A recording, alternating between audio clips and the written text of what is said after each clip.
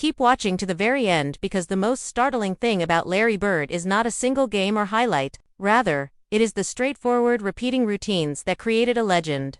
And they have the power to transform the way you approach your own objectives from now on. Flash wasn't necessary for Larry Bird. He used the kind of effort that seems unremarkable at the time but looks fantastic years afterward. In actuality, he viewed each day as an opportunity to improve. He arrived early to perspire before the lights were turned on, not to pose. He stayed late to correct the one shot that didn't feel right, not to get applause. Knowing that your body offers you what you have done many times, not what you have done once.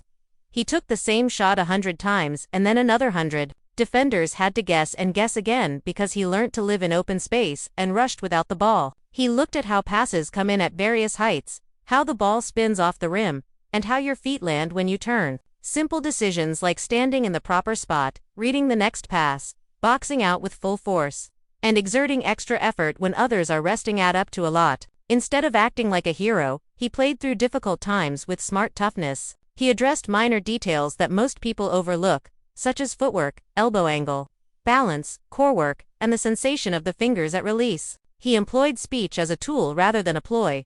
Call your shot, then hit it not to embarrass others, but to increase confidence in your own abilities. He pursued outcomes rather than coolness. Crucially, he held himself to the same standards that he demanded of others. Teammates listened because of this. The work spoke for him. He didn't have to yell. Filming sessions were important. Walkthroughs were important. A silent drill was important. He gave the following advice to young players who asked for it: be coachable, respect the game, be on time, and treat the mundane tasks as though they were the main event. He thought that when talent is lazy, effort may overcome it, but he also thought that it only becomes genuine when it is honed daily. His body moved more like a craftsman who knows where to go and what to do once he gets there than a pure sprinter. Because he had experienced game night in practice, he was mentally tough, composed in the face of adversity, and difficult to shake. The startling reality is that excellence seems very quiet up close. It appears to involve early mornings, more repetitions, and a self-promise to stick to the fundamentals even when no one else is there.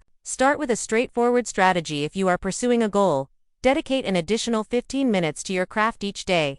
Write out a specific weekly goal, and keep a little journal to track your progress. When you feel like giving up, keep in mind that Larry Bird achieved his success via routines rather than magic. If you read all the way through, please let me know in the comments which habit you plan to start today: film study, extra reps, early start, or weekly goal. If you found this helpful, please share it with a friend who needs encouragement to keep going when things become tough. Like the video, subscribe, leave a kind comment, and turn on the bell so you never miss what comes next.